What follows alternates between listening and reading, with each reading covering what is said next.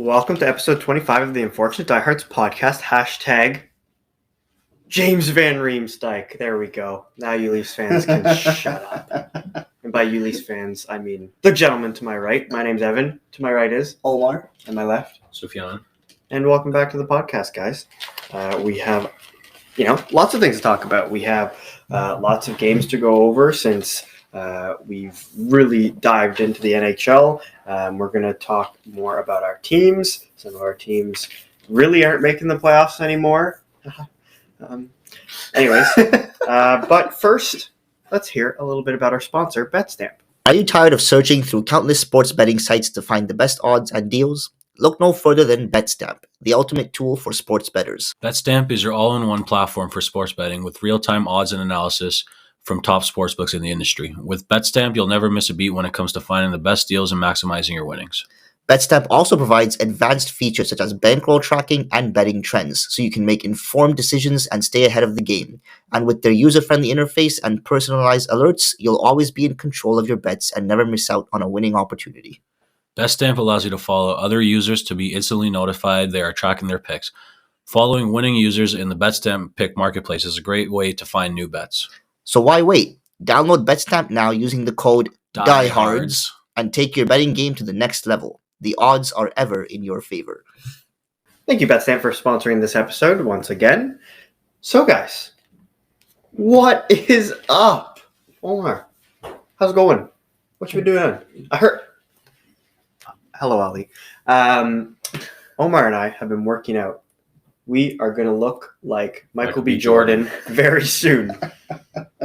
We did... That is the goal. Yeah, we did supersets of arms and calves, and we ran. It's great. Yeah, we did sprints. We've done... Yeah, our arms are going to kill tomorrow, unfortunately. I hope your arms don't kill anyone tomorrow. It'll be a good pain. I've been hitting the gym a little bit more recently. Saw the Leafs lose 7-2 last night, which was fun. 7-2. I didn't even realize. For the Islanders, your favorite. I just saw the Sorokin save. Yeah, that was a good save. Eric Gustafsson scored those in Washington. You guys ruined them. No, that was an insane save. It's funny when you look at those replays, you're just like, why did he just slide it on the ice? That's what I thought. Yeah. But yeah, that was it was a stinker. I don't know what more you say about it. It's a true representation of where things are going. Apart from, it was a stinker. It was a team that really needed a win versus a team that kind of... I don't even think the Islanders really need the win. Oh, wait, no, they're battling with Florida. Exactly, now, yeah. Florida, and they're battling with Pittsburgh still, too. Ottawa. Yeah. So I it was a hate team all three of those teams. Yeah. It was a team that came out flying. That needed a win. Florida, Islanders, and Pittsburgh. Not surprising that in any of those 7 goals, Pierre Engvall was a non-factor. I'm going to see if he had any points. Is he on the play? I don't know. I just always see him getting random points because Bo Horvat doesn't. He may have gotten something if there's 7 goals. I don't know. I didn't actually watch the game.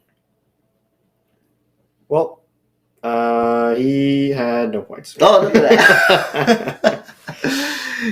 That's Pierre Engvall for you. But yeah, it was a stinker. I don't think it's indicative of anything. It's just a bad game. It's indicative of the playoffs. No, that's never happened. That's a funny word, indicative.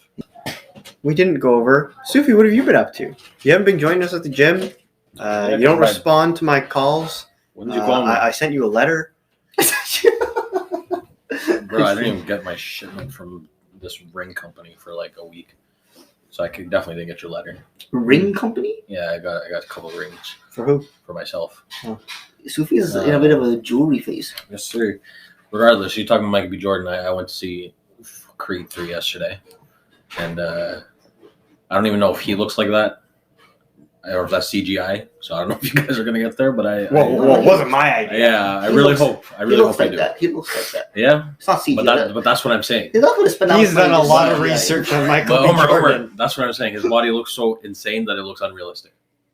So that's our goal. I wish you luck. You could take supplements. That's what he does as well. Drugs. You could take steroids. And you might get there. No, we'll get there. Just I'll give him a call. We'll see how he does his workout. But Evan, how about you? Yeah, just weird guy. Living life. Had some yummy pizza last night. Went bowling, and I won the second game.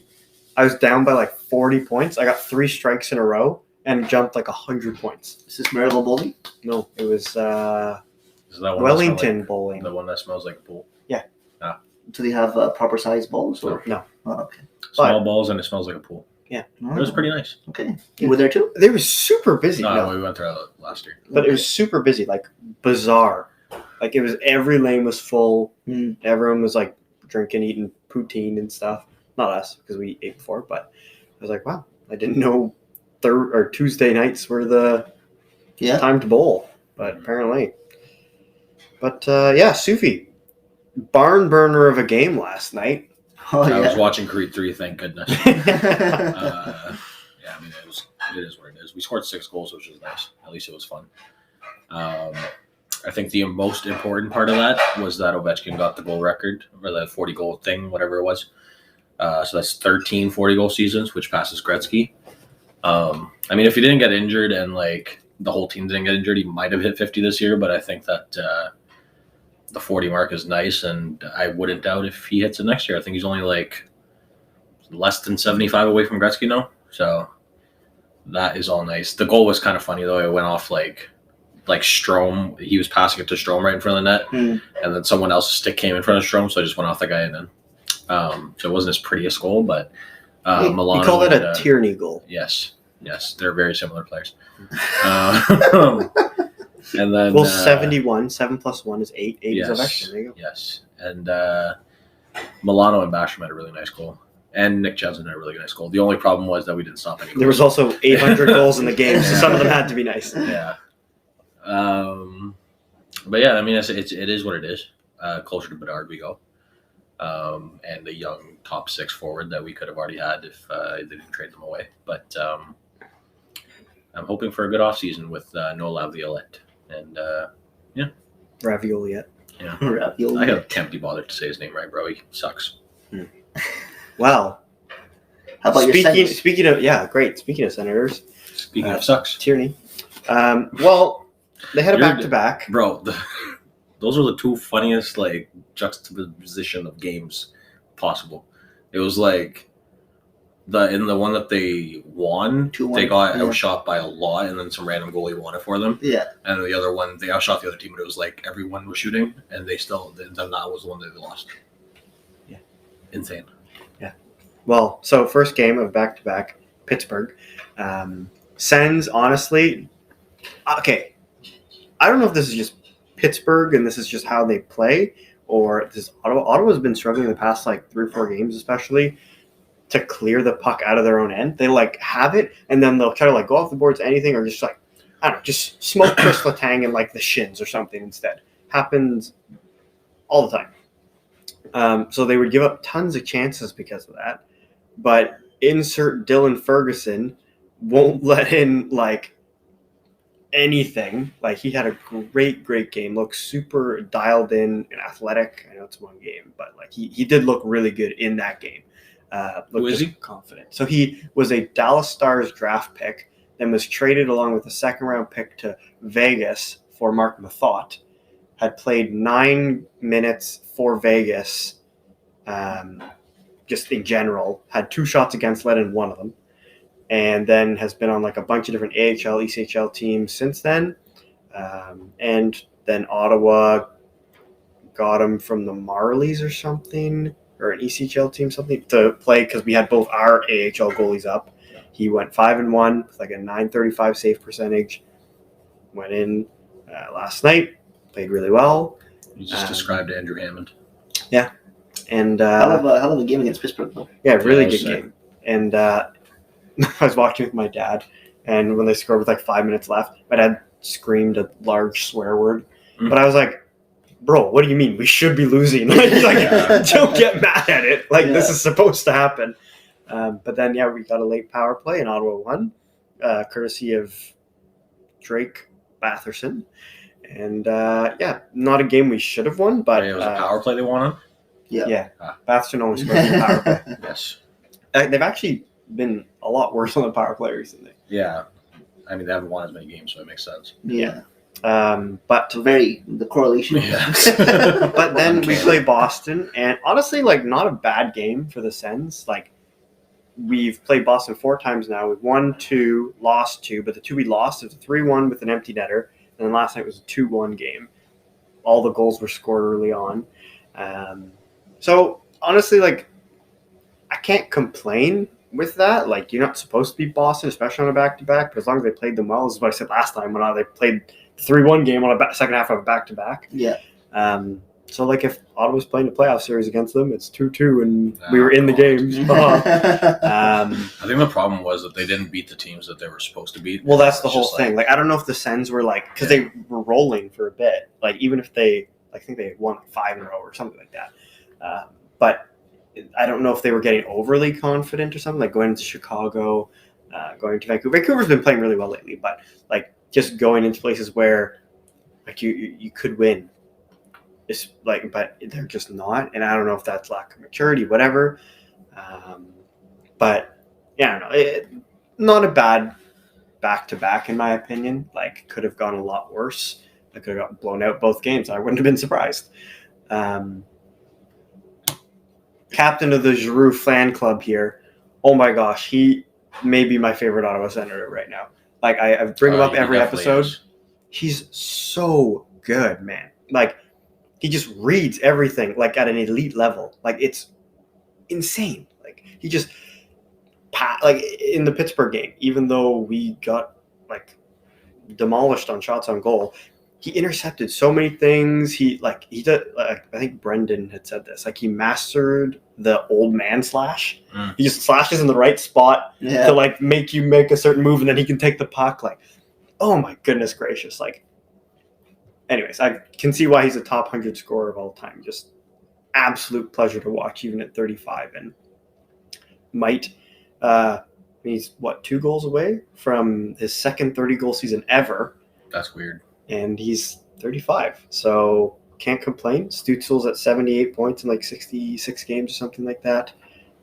So individual performances for skaters, great. Jake Sanderson's actually our number 1 now. He's getting the most ice time. He's great. He's super fast, makes quick decisions. He's paired with Zub, so that's, like, probably the best defensive pairing we've had in, like, 5 years. And he's only 20. Like, he's going to get bigger, stronger, faster. And honestly, if, like, this is what I said before the season started. I said, if he ends as our number 1 defenseman, I'm not surprised. And I could see him being the guy, like, our number 1 defenseman, once we have peaked with this group. Yeah. Because I think he's a more, and even before, like, I could tell he had the aspects to be a more well-rounded NHL defenseman. And man has delivered. He's very, very good. And yeah, so that's pretty much all I got. Gambrell scored a goal. Yeah. Nice. Giroux might go down as one of the best players to never win a cup. Yeah. Like he is so good. Like the Lundqvist. Like, you just see Like the him outfits play. and, like, the Sundin. Like, he's so... It's all the gingers. Even the Sedins. Sedins, yeah. Yeah, he's just, like, you can tell he's just why he's been so good for so long. Like, and I don't know if it's like he was like, not as content playing in Philly or Florida or whatever the past few years, but maybe he's just excited to be home. It's like he's excited to play and show his kids what he can do, and maybe playing with 2 better players as well. His career's been weird, though, because, like, in his 103-point season, he looked like this. But then the next year, he had 58 points, and he looked horrible. So it's just, like, on a year-to-year basis for his entire career, he's been a completely different player every year. This year, you're getting the elite Giroux. So Yeah. we'll see if that happens next year, or if he decides to go to 58-point Giroux. But, like, I mean, I feel like he's 36 at that point. I feel like he's kind of leveled out his game now. So Yeah. it's going to be more constant, maybe not as, like, insane as he used to be, because, I mean, he's old. Mhm. So, but yeah, I don't know. I think I think he'll end up somewhere else after Ottawa, if I'm being completely honest. You think he's going to keep playing at like 38, 39? Yeah, I think so. I think he might be one of those ones that's like 1 year. Oh, like a Marlowe. Yeah, Mm, 1 yeah. year somewhere to win a cup. Thornton wins. A lot of us going to win, so it doesn't matter. I'm talking cup. Not Actually, playoff who said rounds. this? Someone on Sportsnet last night said, with all the cores of Canadian teams over the next like 10 years, he likes Ottawa's the best. And Canadian teams haven't done anything To win a cup. And that's what I was thinking. I was like, you know what? Maybe no one will. Yeah, But Yeah. I think that's more likely. honestly, actually, this would be a good conversation. I feel like most Canadian teams right now have some like positive outlooks. And I mean, you can say that about any team. But like, yeah, I've always liked Winnipeg's core personally. yeah. Now they might not get the playoffs. So. Yeah. Calgary on paper has a good team. Do they play well together? You know what's Depends. funny? That's great. No. Let me finish. Listen, because it's about those two teams. Okay. Because you remember how you said Winnipeg was going to fit in? Yeah, they're sliding down. they're like almost out of playoffs. But the thing is, the team that you said is going to squeak into playoffs and go on a run is the team that's the only team that can like beat them out. So one of those things is going to be wrong. But I mean, you said divisional spot for Winnipeg. So I mean, don't still know what's happening. possible, but But I mean, yeah, the whole West. If they find it, if they get together, they have to go insane for the playoffs a little bit. But anyways, what were you saying? Edmonton, self-explanatory. For me, it's Edmonton, by the way, in terms of core. Like I don't know. Vancouver, you have fastest defenseman ever to get 200 assists. You have Elias Pettersson, who's an elite talent. You have Poopy Pants, JT Miller. Who's been insane, by the way, ever since people started hating on him. So Still. Still a Poopy Pants. no. Give him respect. Toronto, self-explanatory. Big players, big names. Montreal's rebuild has been going really well. And then Montreal, like I feel like even as Habs fans, like at one point I think people were getting a little ahead of themselves, being like, we're going to turn the corner so soon. I'm like, bro, you started rebuilding like a year ago. Yeah. But like it is, Yeah. they do have still some exciting players, and they, like you said, have those Hoffmans or whatever, like NHL players to like fill spots for now. They're just whatever. It's what they traded all those like mid. Yeah, they're trading mid players for like first round first-rounders. picks and then you have guys like Suzuki and Caulfield and stuff that are Dak. exciting. Maybe they're not all going to be like elite, but Caulfield has an elite shot for sure. Suzuki, super impressive to watch. Kirby Dach, still super young, can improve. And then you have French trees, Arbor Jackie. And Gooley, Barron, like they have a lot of young, Carey good Price. young players. Yeah, They're in the Connor Bedard possibility. Yeah. Yeah. I'm gonna cry if he goes there though. That puts things into overdrive because like obviously not gonna like turn him into maybe a playoff team next year. But I'm saying like it's annoying. you have to like put respect on it because it's like If they it's draft like, him, the Edmonton turnaround free kind of agents are thing. gonna go there. Oh, precisely. Oh yeah, Yeah. 100%. They're I gonna mean, be all like the French players are already rumored to go there anyway. Yeah. So Dubois, might actually end up there soon. So Bedard, and I don't know if Dach. that's already. I don't know And if that's a good Suzuki? thing. Dubois, that's your first or second line. You have Suzuki, Caulfield, and Anderson. Yeah.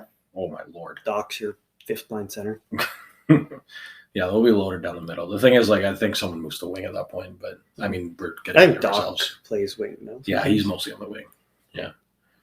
But I don't know. I don't know. The Canadian teams, I find they're interesting enough.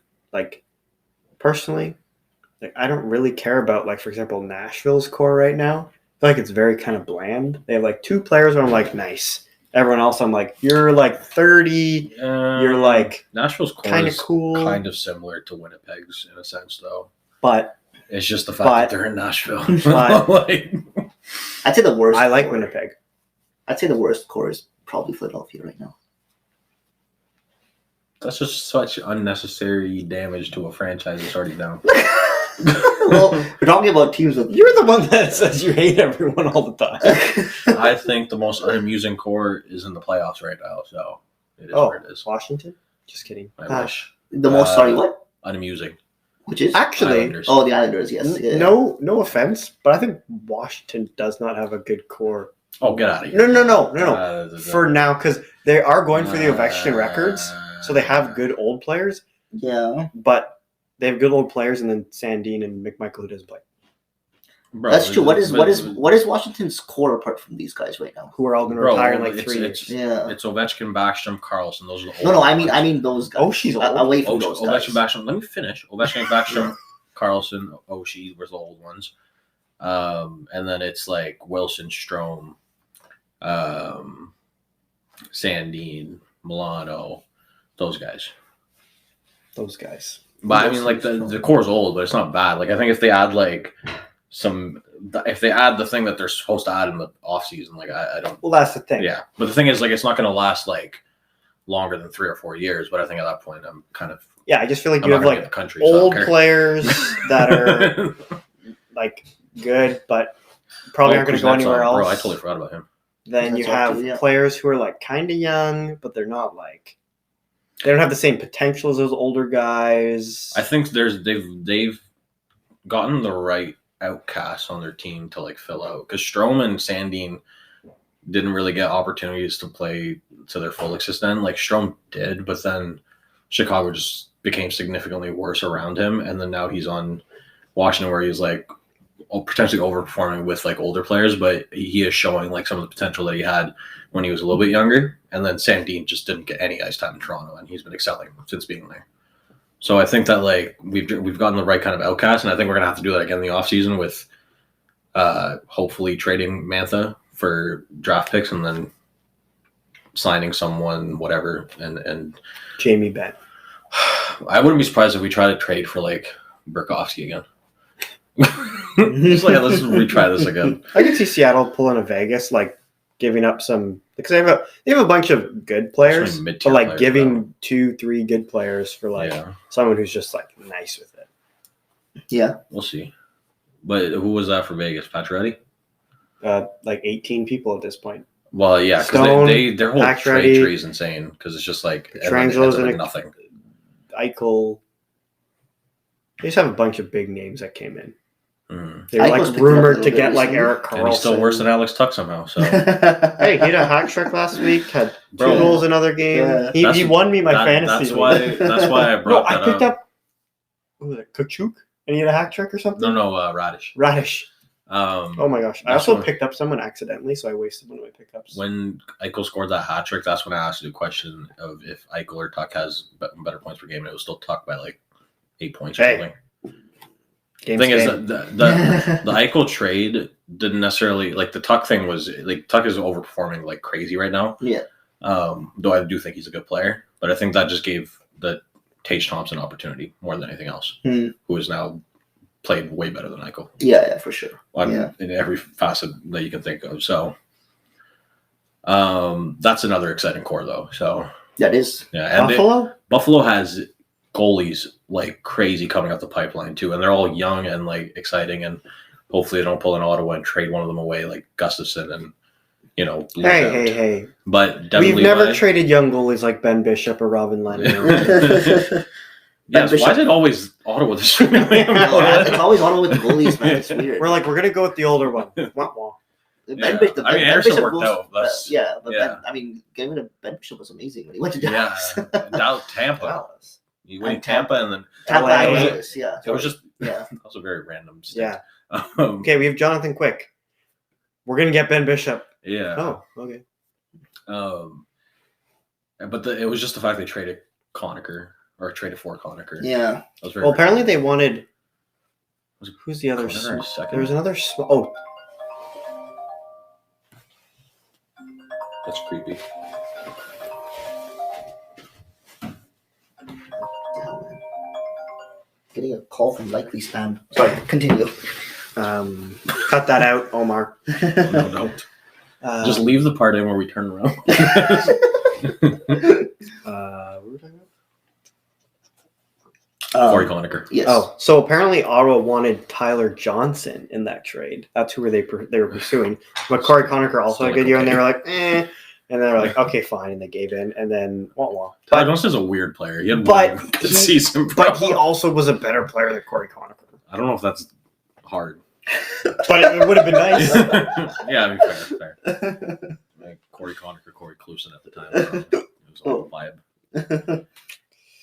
Yeah. I mean, it's hard to have like one consistent goalie for like a long period of time. Like there's very Craig Anderson. few. Yeah. Anderson was good, but even Anderson, they got like That after was he was lucky. like 30, and that's like he just didn't really play that much. Yeah, in he like Colorado. played till 39. Yeah, so they got lucky that he stayed around for so long. It Yeah. was good for so long. But like Washington had Hopi for 3 or 4 years. He and could be then my second favorite senator ever. Craig Anderson? I think so. After who, Alfie? Carlson. He might be my favorite senator.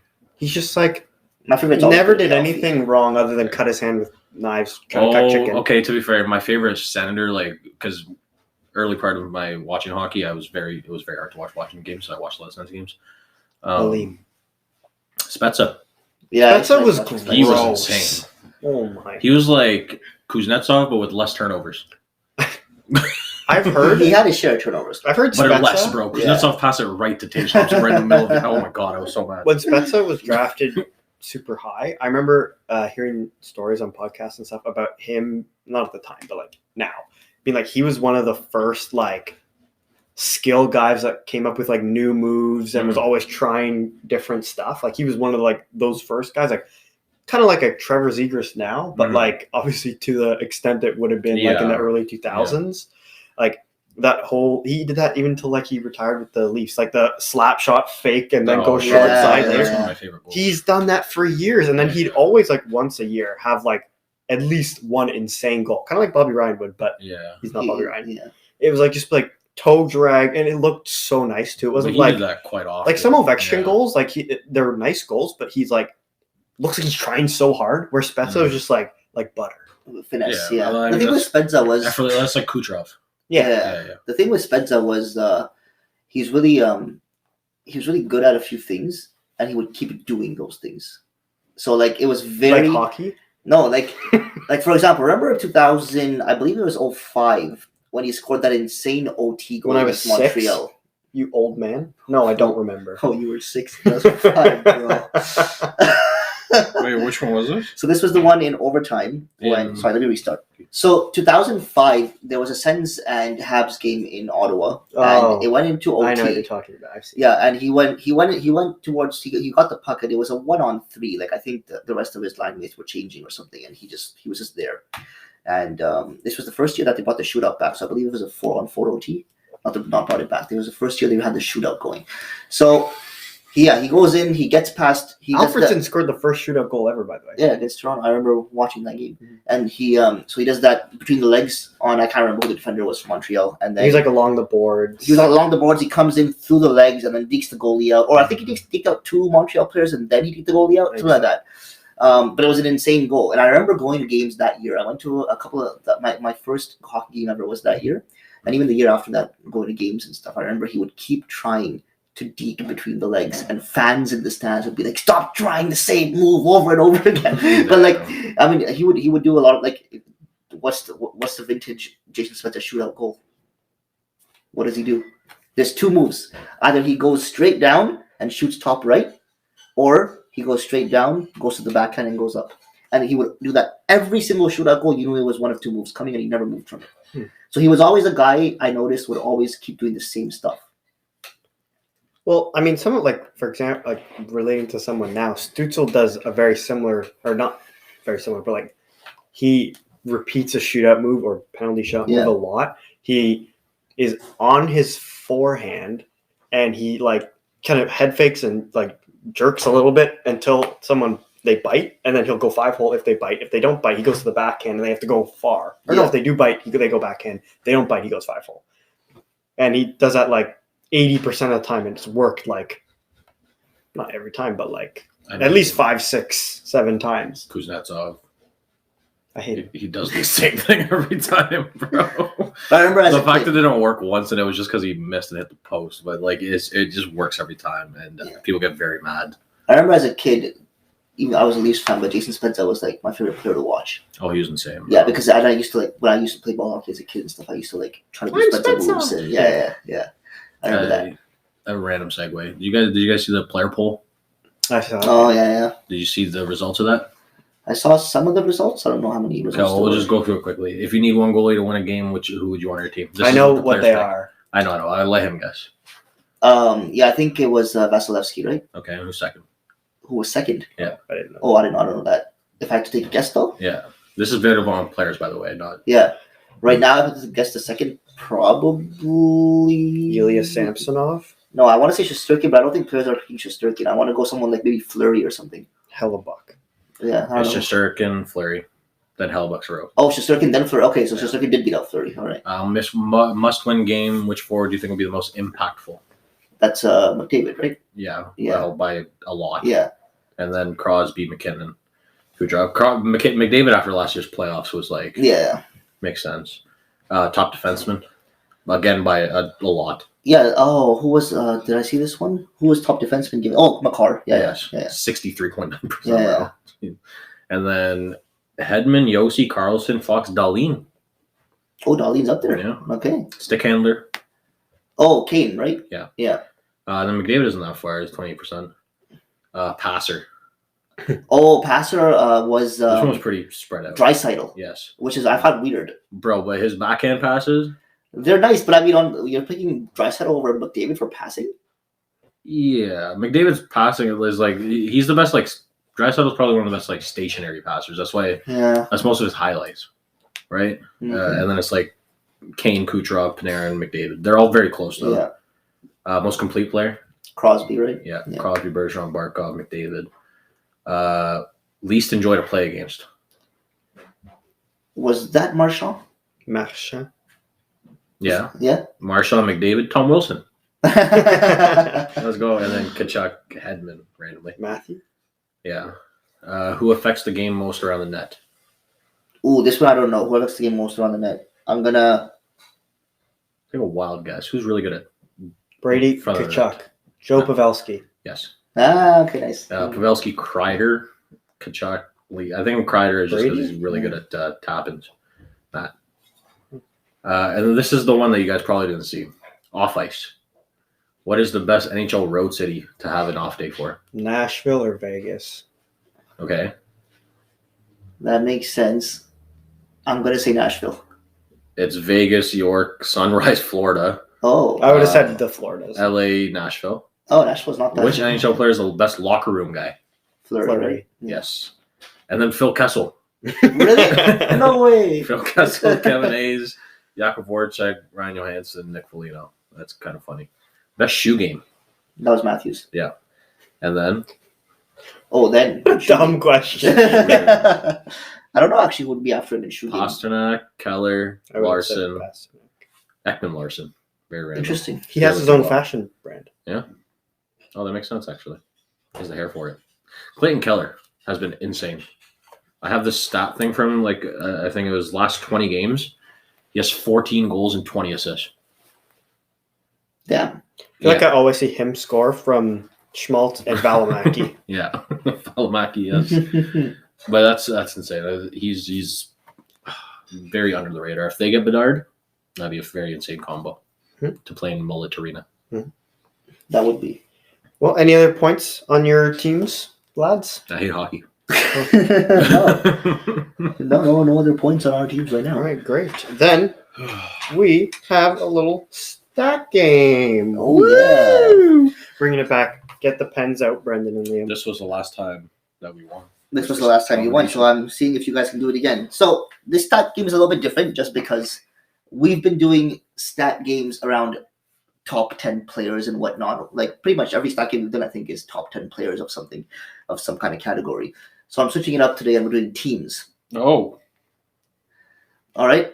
And the Don't wanna teams cheat. we are doing, I'm going to give you a range. There's only 32 teams. So That's what I mean. It shouldn't be too difficult because I'm giving you a stat and I'm giving you a range, and I think you should be able to get it. So since the 2010-11 season up until now, so in the last 13 seasons or so, which are the top 10 teams with the highest power play percentages? Pittsburgh, Mm-hmm. Washington, maybe. Mm-hmm. Washington for like Boston. 7 years was good. I was trying to think of teams Chicago. that had. And I wanted to give you 2 strikes for this because I think it's quite gettable. But you know what? I'll Give do me 3. 2.5. I'll do 3 strikes. Chicago for most of the decade was good. Maybe Edmonton's inflated now. Yeah. This is till now, right? Until now, yes. And from 2010-11? From 2010-11. He's probably messed it up, but it's fine.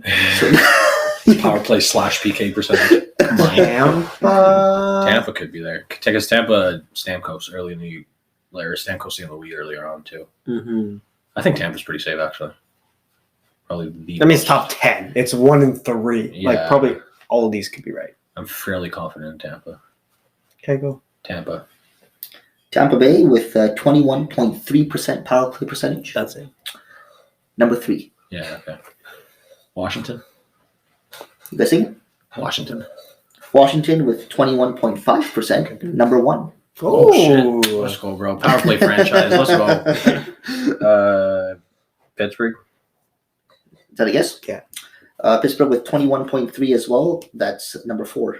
Nice. So someone's wedged in there at 21.4. San Jose. 21 point from. Ooh. I think San Jose is there. Okay, but we also said a lot of other teams that we haven't said yet. Yeah, but I'm more confident in San Jose than any of those. San Jose. San Jose with 19.9%. Be there. Number 8. Let's go. Jeez. Okay, you guys. So you've got 1, 3, 4, and 8. Boston. Boston. You said Chicago. You said Edmonton for inflated stats. Yeah, because it's been like 30 the last 2 years. Boston. Boston with 21%. Number 5. Nice. Maybe give us 2 strikes. We haven't gotten a strike. I know that's what I'm saying. That's what I'm saying. 2 strikes I think is more than enough for this one. You only have 32 teams to choose from. Well, it's basically 30. Exactly, yeah. Because I don't think Vegas or Seattle is there. Well, it could be. Maybe Vegas. They're just high True. since then. There's no minimum on this. Hmm. Could be Vegas or Seattle. But I don't think Seattle. Should we just take his computer and look? Yes. If we run out of guesses and we're late, Vegas. But not right now. Okay, so you said Chicago. We could do I said Chicago. Edmonton. We could do both. Do And Edmonton then, first, 'cause I did a lot and of then, business. and then. What were we Vancouver. just talking about? Vancouver. Who were we just talking about? Vegas. Yeah, maybe Vegas. I could see Vegas. They've been competitive every year they've been in. Has their They've power had play good been players. Their power play in the first years wasn't good. They've had like 4 more years. If that's what you guess. I don't know. Okay. Not Columbus. Okay. Not. Ooh, Carolina. They got a good power I play. wouldn't say Carolina. Watch them be in there now, bro. You always do this. Okay, but the teams we said, I would be more confident Chicago. in. What? We're No. shooting with Chicago? I don't know. I guess. Okay, Okay, no. Let's do 1 yours. What was yours? I don't remember. Yours is Vegas and Edmonton. Let's do Edmonton. Oh, okay. Edmonton. Edmonton with 21.3%. Jesus. Yeah. Number 2. Okay. Yeah, that's definitely after the last few years. Well, they're at like 30% Yeah. for like 3 years or something. Yeah. Your turn. Chicago. Chicago Oh, he scrolled. Shite. Sophie. Bro, I got like 5 of them. I'm safe. with 18.6%. That's not high Number enough. 20. Oh, jeez. That's 1 strike. Nice one. Hey, bro, I got 5. You go. He's dead. I'm literally not helping you now. Go. I literally just let you go. So you have one. I didn't, know I they're all didn't, I didn't say no to yours, therefore I I'm know. helping you. I You've am got 5 in- and 1. You've got in 1, 2, 3, 4. 4, 5, and 8. 8. So you have 6, 7, 9, and 10 left. Dallas could be a possibility. Yeah. As a late game play. I would say. Who did I say before? Vegas. Vegas.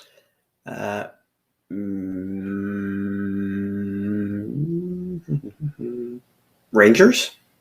Ooh, Rangers. Early part of the Rangers was not good.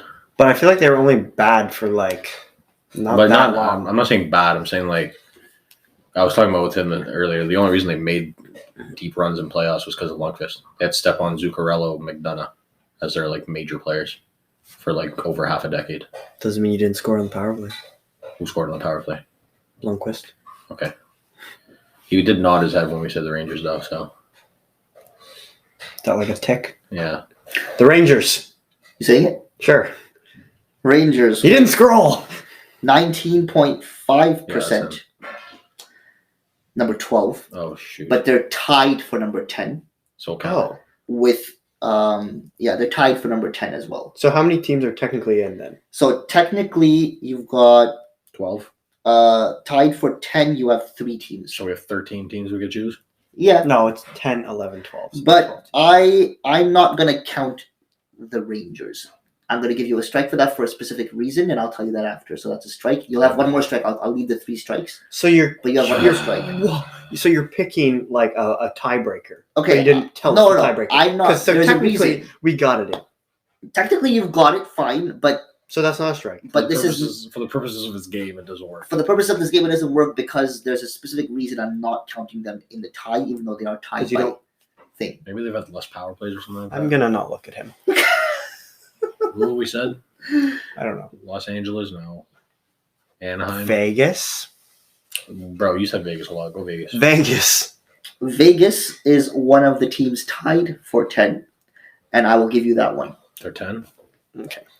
Vegas is number 11.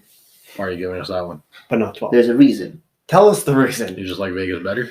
Okay, fine. I'll tell you the reason, and you can tell me if you agree with me. Okay. Okay? Probably not. The number 10 team and the number 12 team, which is the Rangers, you guessed, the Rangers have played 2 more games. So I'm not counting them because Yeah, I'm counting Vegas because obviously Vegas has played less than all these other teams. So and they have the 19.5%. And the number 10 team has whatever how So there's many no games other played. variations in games played in there. But Like, Well- is there a team that's right but like 13? Are they really close? And in the next game, they could get bumped up by technicality? all the other teams are pretty similar in games played. They're all within 2 games played. of But each also other. with the grand scheme of like 19 point whatever percent through yeah. 12 years, even if they go 0 for 5 the next 2 games, might not change the percentage. I probably wouldn't. Yeah, you're probably right there. So therefore, I How say about we just you give it give to us? How about you just do 12 and then we can guess 10 as well? Fine, I'll remove the strike. Fine. Yes, and we'll do Rangers, Vegas. Great job, me. Okay, Rangers, Vegas. back on Obviously, my team? you have to guess. Sometimes. You have to still guess 10, otherwise it's not. Yeah, of course. Of course. Of course. St. Louis. Sure. I'm just saying teams. You don't have to agree with me. Dallas, Maybe. Winnipeg. Probably not. Winnipeg's power play's always been good. But for how long? Like since they came in the league. 2013, 14, something like that. When did she actually get drafted? I don't know. He was their first pick, right? Yes, he was. Ooh, they actually, that's a fair point. They had like Evander Kane and stuff. Wheeler The was whole only time. scoring on the power The play. whole time. That's a shout. Winnipeg. Winnipeg with 19.2%. Oh no, Number 14. maybe they've been sucking this here. That's strike number 2. Do you think Seattle just has a good power play this year? I don't think so. It'd be very random if they did. Oh, mediocre players. Who's a power play quarterback? Vince Dunn. Cam. It is Vince Dunn, actually. Yeah, I have him. Ottawa boy. Ottawa. Ottawa. No. No. I don't, no. Watch them be there. No, they've been really bad the past, like, 12 years. Minus is here. Yeah. Uh, you could say Dallas or something if you feel like that's right. I don't know what's right anymore. Calgary? Whoa. Don't just shoot. No, I'm saying Oh, Calgary. you said that with like chest. I just have a big one. I mean, okay, Gaudreau, Hoodler, Monahan, I feel like score on the power play. And then Gaudreau, Hoodler was Lindholm, ages ago. Okay, I'm gonna Kachuk need a guess here. I think I feel more confidence in Dallas than I do in whatchamacallit, Well, you're Mr. I got 5, so. Dallas. Dallas with 19.3%. 13. Number 13. So that's strike number 3. Okay, well, we're done now. So, So let's just Shoot your say shots. St. Louis. I thought you were gonna get that, man. St. Louis. Yeah, number 6, 20.7%. You didn't go for it. Seattle. Seattle. Okay, no. I was like, I don't know how their power Seattle plays is- this year. Number 32 with 16.8%. Damn, they've been bad. It was bad last year, to be fair, so Yeah. it'd be hard to get up this year. Yeah. Calgary. Calgary is number 18 with Yeah, okay, 18.9%. good. I can't be blamed now because those were the only two we said. Who were the other ones we were talking about that we didn't say? Not really anyone. You're forgetting a very obvious one, guys. Carolina? Come on. No, Carolina's not there. Seattle, Los Angeles. Detroit. Come on, guys. You're getting very Toronto? obvious. Yes. Oh, Toronto's number 7, 20.5%. So obvious. I guess since And you're also forgetting another very obvious one, which I don't think you mentioned. what are even we once. at? You still have to give me 9 and 10. 10 you've mentioned. 9 I don't think you've mentioned even once, Los which is very Angeles. surprising. We haven't said Colorado. Yes. Number 9. But I thought Colorado. they were so bad for like So long. 3 years. Colorado at 19.6%. They were, Number bad, 10. they were bad for like 4 years. They were like one of the worst teams in the league. By, Like they had like wow. what, like 20 wins. or Minnesota, No, Minnesota's not up there. Anaheim, something? Just show me. Minnesota is 15th. Anaheim. No, Anaheim is 25th. Oh damn! Show me. Don't show Go, you them. have to guess. Okay, it's not Philadelphia. Montreal. No. I'm just going through teams now. Montreal's at the bottom, man. 30th. Nashville, Columbus. Detroit, Buffalo, You did say number 10 at one point earlier. I don't know what that means. LA. Vancouver. Yes. Okay. Vancouver with Illinois. 19.5%. I did say Vancouver earlier, but I just didn't put any chest into it. Yeah, he said Vancouver. Yeah, you said and- Calgary with Chester. Vancouver. Calgary? All right, so that's Vancouver another- was like Sedin's. Kessler. I thought that was a fun team one instead. You suck. Yeah, I don't like you. What? It was a good team one. I'm just thought it was not. a good It's one. gonna be hard for me to make a graphic on this because it's going to change like tomorrow. So I guess so, yeah. I guess so. We'll see. But, you know, Yeah, that's fair. I'll just do it what's on this video Yeah. as of today as of today. because I'm not doing this until Sunday now. So Yeah. Spoiler. All right, but yeah. That was our stat game for the day. Wow. I hope you never do a stack game again. What, you guys always hate on my stat games. It's just a actually- thing. It's like calling you old. it was fine. It's not. It wasn't actually bad. It was a good stat, I thought. I like it the was team good. aspect. Yeah, it was a different. I do like the Because team we're aspect. a team. I think the problem with teams is that there's only so many. We're a team. So I think we Yeah. could do like top like 5, We're a team. but like maybe not for this one because it was power play because everything was close. Yeah. But because there's only 32, I feel like 5, or we could do like specific teams. Like the 2017-18 Capitals Yeah. Company. What if? Okay, if we were a sports team, what would we be called? Oreo. Oh. This is The sandwich between. Yeah. precisely. All right, continue. Anyways, so let's talk about the league in general. Like Boston clinched a playoff spot Boston. a while ago. San Jose Uh, unclinched one. Carolina, the only team with a 0.7% winning percentage or higher, or point percentage. Boston, the 0.807. Yeah, I He's mean, been really good lately. I feel like West is kind of done. I mean, like It's just Calgary and Calgary. Nashville are kind of like flirting Yeah. with it. Edmonton's picked it up, so. Then yeah, it's probably Pittsburgh, Florida, Ooh. Islanders, Sens, Washington, Buffalo, kind of out of it. Yeah, it's pretty much. I think that's just down to Islanders, Pittsburgh, and Florida. Unless. Unless Okay, I was looking at this recently though. So the second best goal differential in the National Hockey League is the New Jersey Devils with a plus 54. Who do you think's number one and by how many? 54 is number 2, plus 54. I'm going to assume it's Boston. Boston And what's the goal differential? plus 70. 108. Plus 114. Oh. It's more than double. Yeah. They don't let in any goals. That's incredible. Yeah. Like, hey, some of those.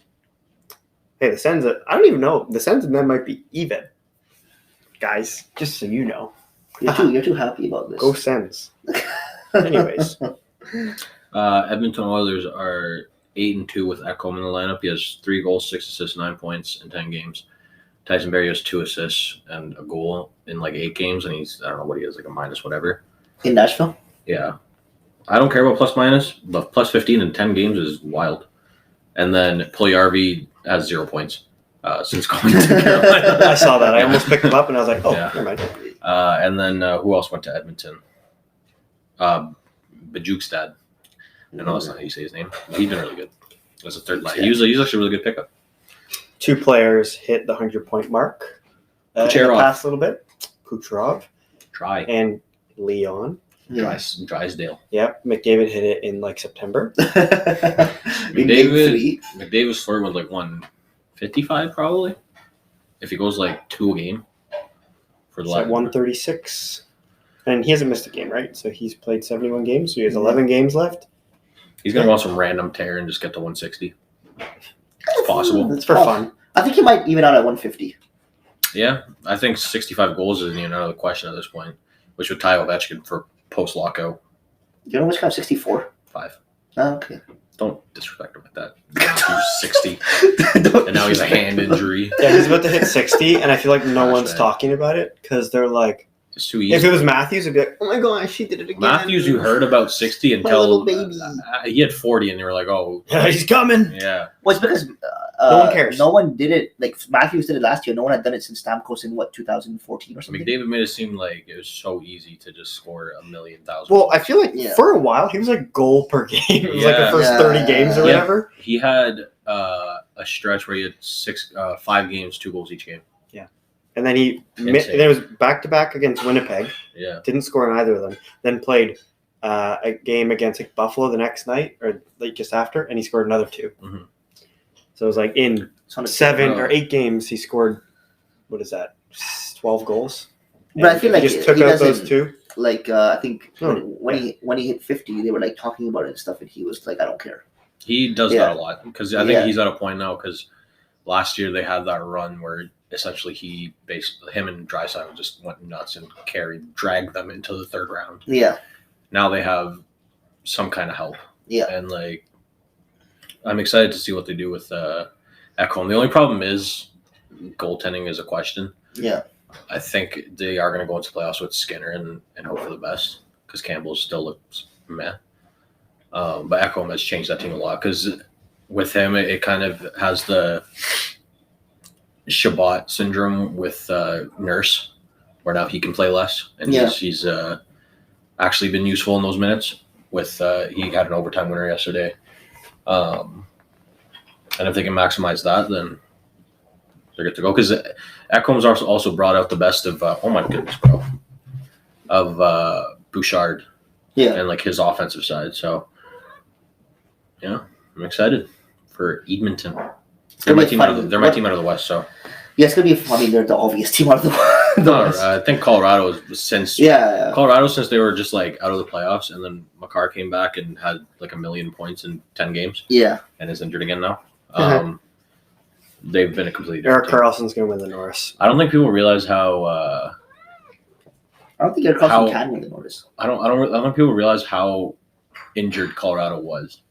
Like it was the same with like I think Colorado and Washington have had like a crazy amount of injuries, but they've been to like all of their best players. I think Montreal's had the most man games lost, but it's been to like every other player that's been like called up to replace people. Yeah. But those are the 2 teams that have had like Makar, McKinnon, Rantanen was the only one that wasn't out at a significant period of Averaged time. like 10 shots a game. Yeah, he might end up in the MVP discussion for me. Rantanen for how he performed in that time and how he in terms of scoring and stuff like that, he's like up there. Yeah. But that discussion is 2nd, 3rd place. So really, who cares? Yeah. No one's winning that. Norris does become a discussion, but Yeah, I think Norris could win the MVP yeah, award. I think Norris could win the Norris. Carlson's just weird because it's just like He could have 100 points this year. yeah, and it's hard to like discount that. But his team's also just horrible, and I can't really say anything about that. So it actually does add to his point total. It's just it does speak volumes that his team isn't successful. Yes. So, thing is, It's not his fault. it's not entirely his fault, no. But It's not his fault at all. I mean, like he's not like he's scoring a ton of points, but he's still like not good defensively. He's not a liability as much as he was when he was on Ottawa and scoring a lot of points, but he's not like helping them win games. Yeah, But they it's don't like, have a core to win games. yeah, And in Ottawa, like, I mean, I don't think you can use the word liability because the guy carried the team insanely. Yeah, but like He would have games where he'd be like a -4. I don't think. But he also had games where he'd be like a +5, and Those he would aren't- only have like those an Like, you assist. can't call it, like- those aren't defensive stats. Look at That's the why I 20, said but defensive look at the stats. 2017 playoff run. Like, if it wasn't for him, that team's out in round 1. Probably. So like he on a broken foot, he carried the team. So, I mean, he might not be the Regardless, best defensive defender He ever. isn't. But, He you isn't. know, yeah. He isn't. Like he's gonna win the Norris, and it's purely just because of the points. Then Yeah. he has to be in the Hall of Fame. 3 Norrises. I feel like that you almost He's have won 2 to be. already? Yeah, I mean, Yeah. Yeah, I didn't know he won 2. Wow. with how he's been playing this year, like I said, if he has a good year this year, he's gonna be. Yeah. He would have had. I said if he has a good year. I said if he has 60 or 70 points, He's having a great he's year. gonna. Yeah, He's like so 3 away from 90 or 2 away. Or There are- something like that. There are defensemen that have been really good defensively this year that also are on pace for like 80 and 90 points that I think should get consideration over him, but they're not going to. If you get 100 points as defenseman, you're winning. yeah, I feel like at that point, like sometimes if it's like close in points, someone's way better defensively, give it to them. But I feel like if you get 100 points, you're like, you know what, fair enough. But if it's 100 and then you have someone that has 90 and is good defensively, then for me that's. But I feel like 100's like Yossi got 96. and he didn't win the Norris. I know. So like 100, that's like like formal big boy points. talk. Oh my god. The other thing that was interesting this week, there were a couple of discussions. One was did any of you see the PK Subban on? I was talking with Stephen A. Smith. No, Did not. whatever. So they're talking about the comparing NHL playoffs against like NBA playoffs and stuff. Mhm. And PK Subban was saying how tough NHL playoffs are compared to other sports. It's because it's a grueling physical game for 82 games, and then on top of that you got the playoffs, and it's like a really difficult trophy to win. Mhm. And then there was another podcast, which I don't know who the podcast is, but they did a poll, and they had like 49,000 something votes on that poll, ranking the best playoffs in all sports. Do you want to take a guess at what the rankings were? I feel like hockey, because they don't have enough fans, won't get ranked higher, unfortunately. so. Where would you think hockey was on that list then, on the rankings? How many leagues were there? Was it just the North It was American ones? 5 leagues. Yeah, North American leagues. So NFL, NBA, That was MLB, And NHL. NHL. So maybe just 4. Yeah. Am I forgetting We're gonna one? put MLS. No, yeah. So those 4. Yeah, sorry. I those think 4. people probably put NFL 1 just because it's such like a big thing, like the Yeah. Super Bowl, everyone Which watches. Yeah. podcast was this? I honestly can't remember the name, but I saw a clip on I YouTube. think it was the Unfortunate Diehards fault. Was it an American podcast? Yes. Okay. Yes, it was American. Yeah. It Yeah. definitely, people are going to say NFL, in my opinion. Do your thing. I don't agree. So what would be your? What would be yours, and I'll tell you mine. Like the toughest? I'm saying, what is the most that the question to that podcast was, what are the most exciting playoffs to watch? Oh, well, people are going to say the Super Bowl for sure. Exciting / toughest, one of those categories. I think exciting and tough are different. Yeah. Exciting is much different because, like, I would say, like, the World Cup is exciting, but it's not necessarily tough. Yeah. It's also not playoffs. But I'm just saying, like, and then, okay, you go on how you were ranking them. I want to see, I would have said NFL. like, in terms of how you would rank. How would you rank? Oh. In terms of exciting. No, I'm going off of what you asked me. We What are you biased. think? Okay, so whatever you want to do, I'm ranking it what I think that people what you said. think people say. Okay, sure, go ahead. Yeah. So I think people said NFL 1. There's a lot of baseball fans. That's the thing. Like a lot. It's global. And it has a lot of moments. Like, Yeah. baseball playoffs are with comebacks and just, like, how things are set up. Or giving up big leads. Exactly. Right. And those kind of moments are huge. I don't know, like even yesterday in like the World Baseball Classic final, it became a huge thing because 2 of the best players on the world are on the same team, right? Yeah. And it was USA Japan. The pitcher was pitching against the batter on that team, and they were both on the same MLB team. And it was the last out of the finals. And then it became like a whole thing because the guy struck him out, and then it was like, but Japan beating USA as well. Yeah. It was revenge for the war, but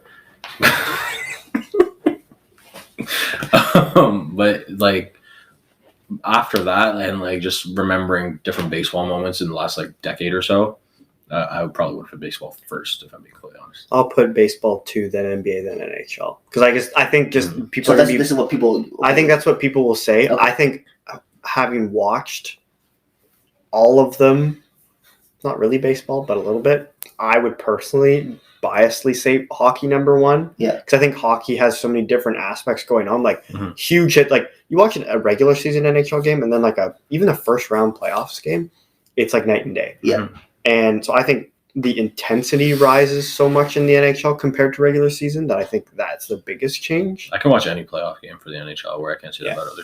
Like, I'm not going to care about half the series in the Yeah. first round of NBA finals. Yeah. Then I would probably, if I'm ranking them, I would say then probably NFL, then NBA, then MLB. But that's my personal preference. If I'm ranking it for myself, it'd be NHL, MLB, football, and then basketball.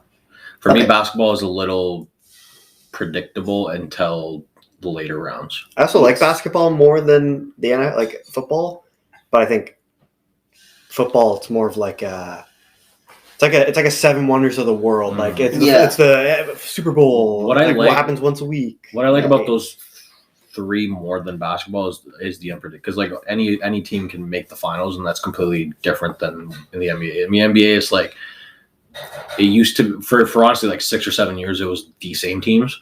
Now there's a little more variation, but it's still like the same players. It's just they're on different teams. It's also the league where one player can make the biggest difference. Exactly. Yeah. So you can have like one of the 5 best Mhm. players, and you're probably going to be a really flipping good team. So But the that's where the baseball and hockey. The reason I have them up so high is because they have the most variation.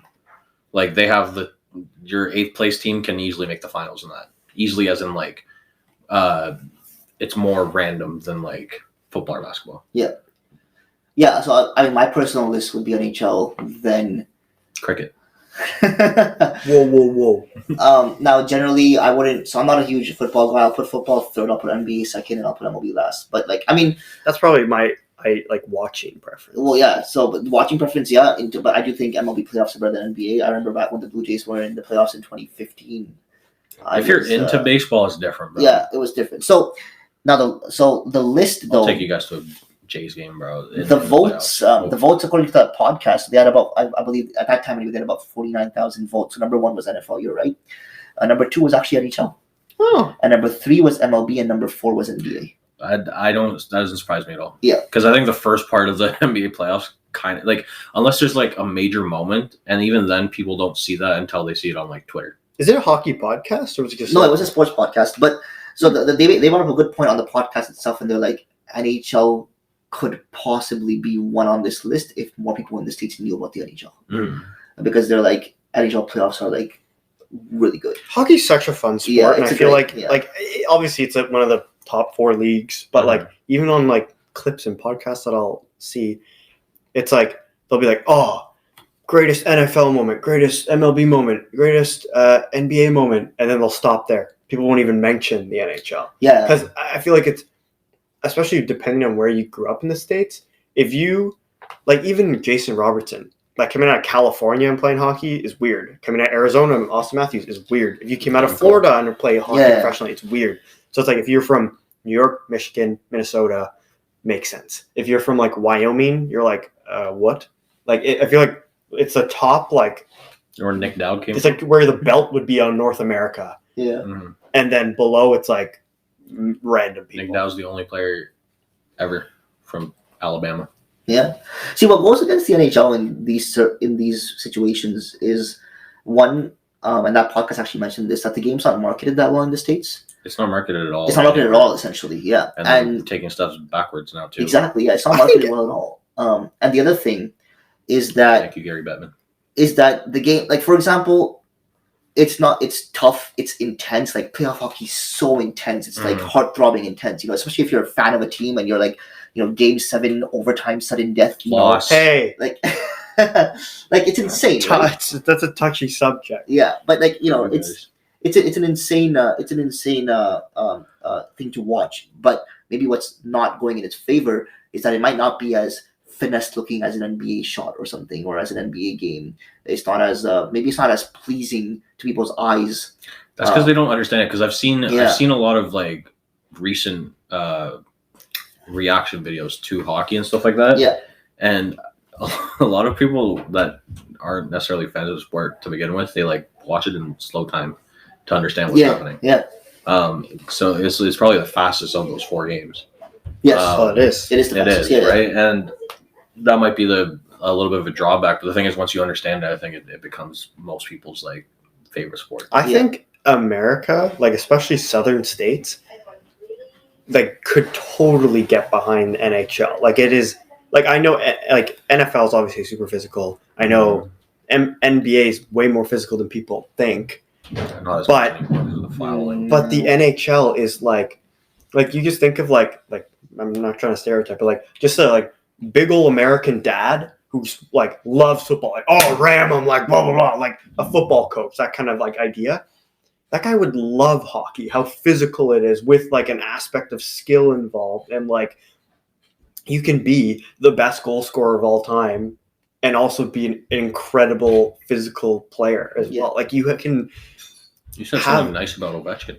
No, I was talking about you. Tom Wilson. So I was just like, it's such an interesting sport where that's why it's like, obviously, again, I'm biased, but there's always something happening. Like there can be a fight, there can be a massive hit, there can be an incredible goal, there can be a like little like scramble goal where like heart's racing as you're like watching this puck maybe go in. Yeah. It's like and then you have like incredibly fast players that are effective. You have players who aren't very fast, but you just have incredible hands, and you see all these different variations of players that are successful, and it's like such an interesting sport compared to like in the NFL, you have great players at like multiple or at different positions, but not one player can do a variety of different things super well because you're one position. That's where you're a quarterback. You have great vision, you have great arm, whatever, but you're like that's your position. Where like Erik Karlsson as a defenseman can score 100 points. Like most forwards can't. Like most forwards can't. Yeah. But he's one of the best offensive weapons in the NHL. Yeah. It's like a very unique sport in that way, where like you can be a point guard and score a lot. You can be a center and score a lot. Yeah. That's just a usual thing that happens in the NBA. You can be good at anything, at any position. And in the NHL, it's like, it's just a super, super unique sport. And the intangibles are there. Like, Yeah. what things can affect the game. It's really different in the NHL, you know. But again, it's like it is it's more niche of a sport than a lot of other sports because like you just need a ball to throw in football. You just need a ball to like throw it back and forth in football or like a baseball, really. But with hockey, it's like if you really want to play true hockey, ice hockey, it's ice, a stick, a ball, a puck, whatever. And it costs a lot of money. But Bauer, First Shift, is trying to make that more accessible for Canadians. But again, it's for Canadians. And so in the States, they do have some programs, but it's like specifically team oriented. So it's like the Minnesota Wild or the New Jersey Devils, whatever, will do their own sort of events instead of like we're trying to go everywhere, every nook and cranny where it's like, in the New Jersey area or something. Did you see what JJ Watt said? Because he loves hockey. Apparently. He was some coach said that he actually had a chance to go pro and stuff. Him and his brother, we're both like in hockey. And they're two of the best. Gronk and his brothers play a little bit of hockey. Yeah, but they're two of the best. Like those two were two of the best. Or JJ Watt's retired now, but they were two best defensive players in the NFL. And the thing JJ Watt said was he had to stop at 13 or 14 because it was way too expensive for him to play, like him and his brother to play. And then he went to football and did the same thing and made a ton of money that way. Yeah. I think that that's the same with like basketball and like soccer and stuff like that. It's so easy to access those games.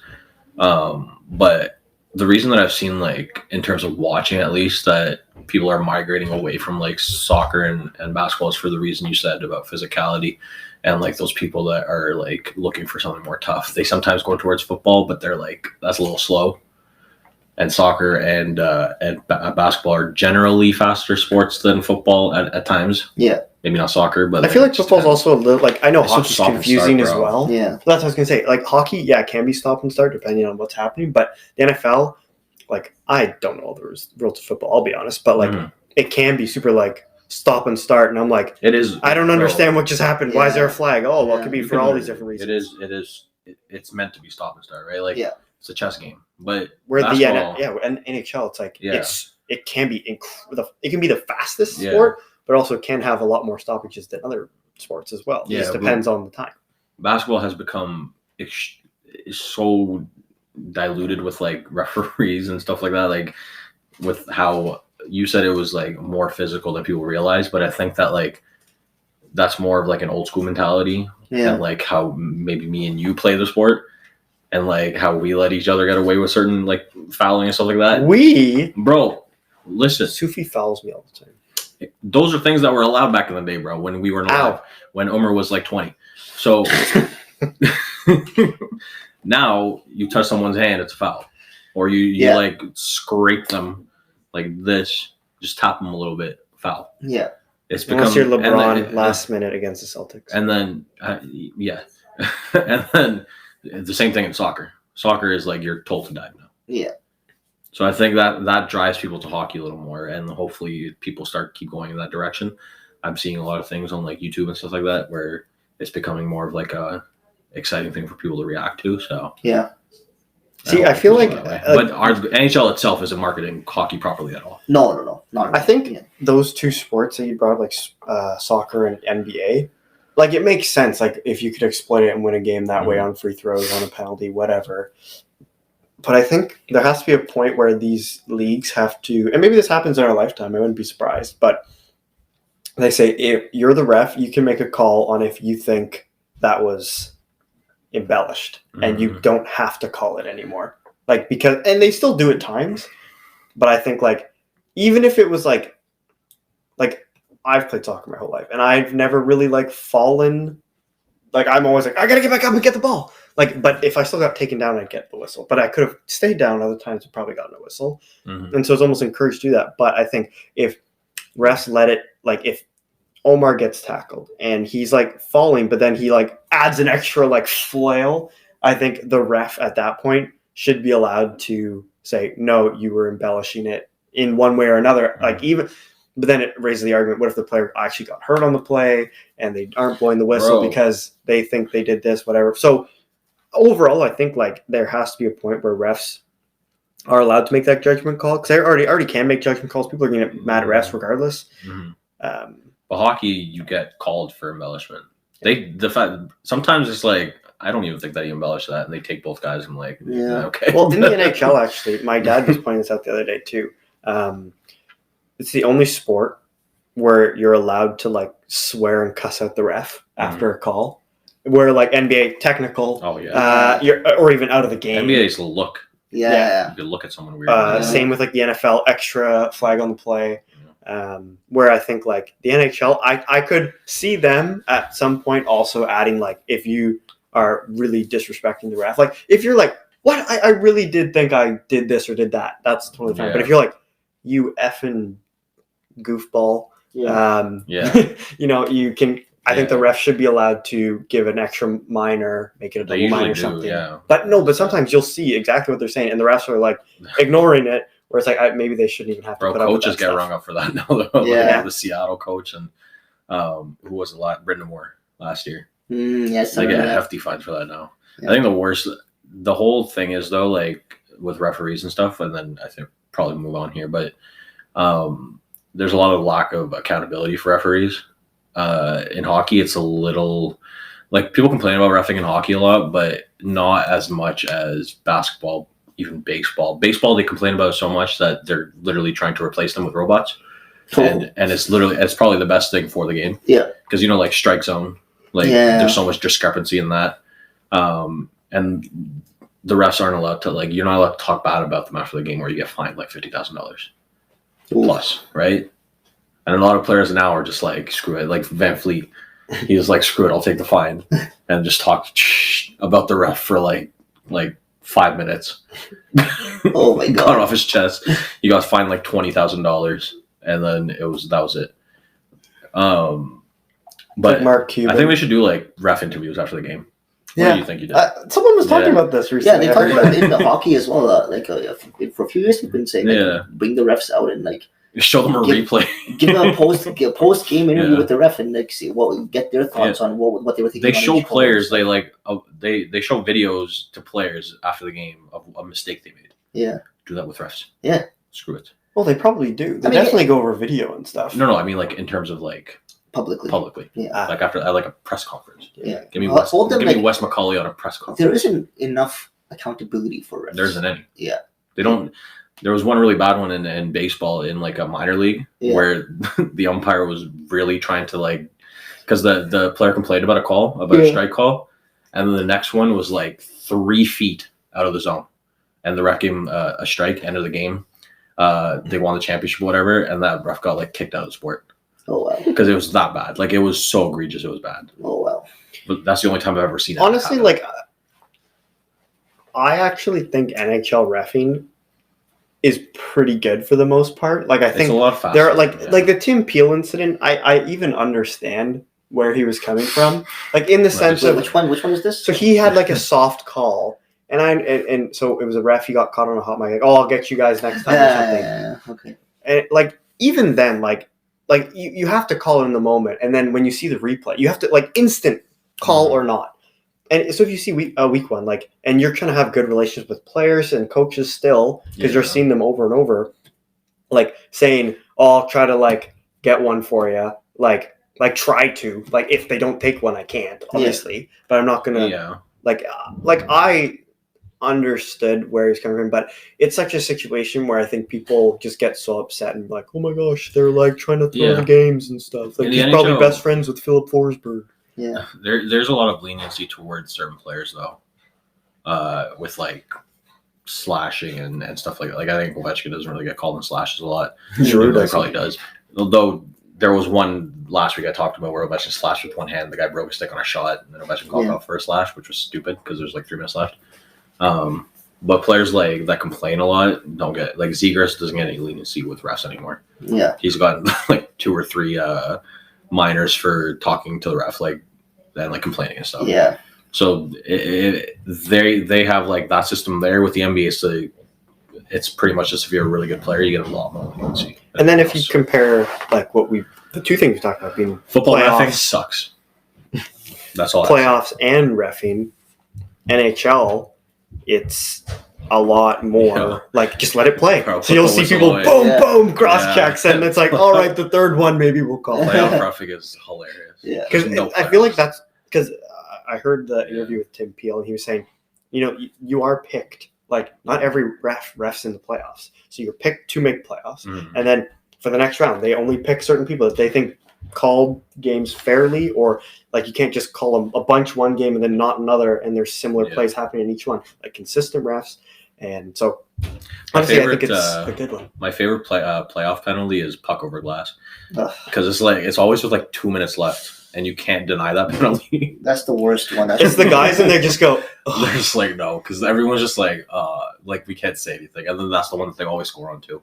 That penalty should be taken out of the game. Bro, no, I love it. I love it so, because that's the only one you can call in playoffs without being it becoming a whole thing. Yeah, people are just all right, I hope I don't hurt a fan.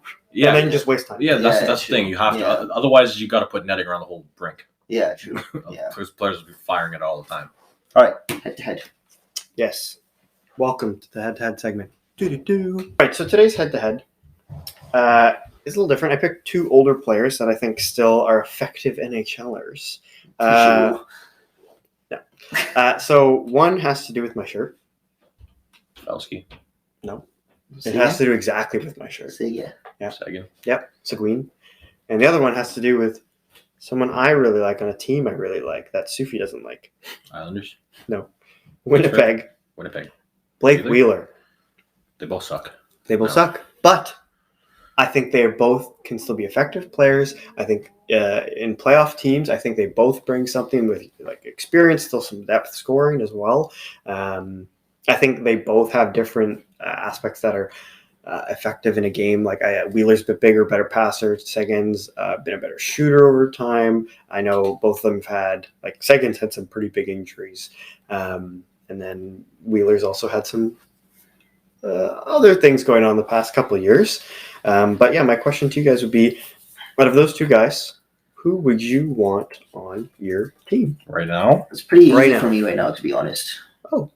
And I'm going Tyler Seguin. Okay, season please explain. average. I want to double check a couple of things, but I think so. Tyler Seguin is younger, if I'm not mistaken. Right? Yeah, he's about 4 or 5 years younger. Is he not? 5 years younger. Yeah. So he's like 5 years younger. I think he's better offensively. I think Wheeler's fallen off a lot in the last 2 seasons. Yeah, I know. This year, Seguin's not doing anything great. I know 42 points last year. Yeah, Was but 49 he's points. also been injured for a little bit. But yeah, so Wheeler's been declining like a decent chunk. Wheeler's product of his teammates right now. Yeah, right now, I don't think Wheeler's has a foot in this game. I think Really? I think my problem is I don't think either is that good. But the thing is, Seguin on Dallas' second line is literally just playing with like Jamie Benn's been good, but I think he's not. He hasn't even playing with him. Yeah, It's been more spread out. Where Wheeler has been playing in Winnipeg's top 6 on the power play with very good players, and it's like pass them the puck and they'll score, which has been his recipe for a lot of his career, but it's been less of him creating this year. And Seguin has been streaky this year, but he's looked a lot better than he did coming from surgery last year. And if I'm going into the playoffs, I'd probably go with him over Wheeler. yeah. Although actually, you know what, Wheeler's not having that bad of a season. It's 50 points. But that's what I'm saying. Yeah. The product of his teammates for me. Yeah. It's not anything else. Yeah, I'd go Seguin. I think he's. Because Seguin's also on the second power play. Yeah, So is Giroux. He's not in this conversation. He's the best. Okay. I think Giroux over Seguin. both. I think Seguin is more effective offensively.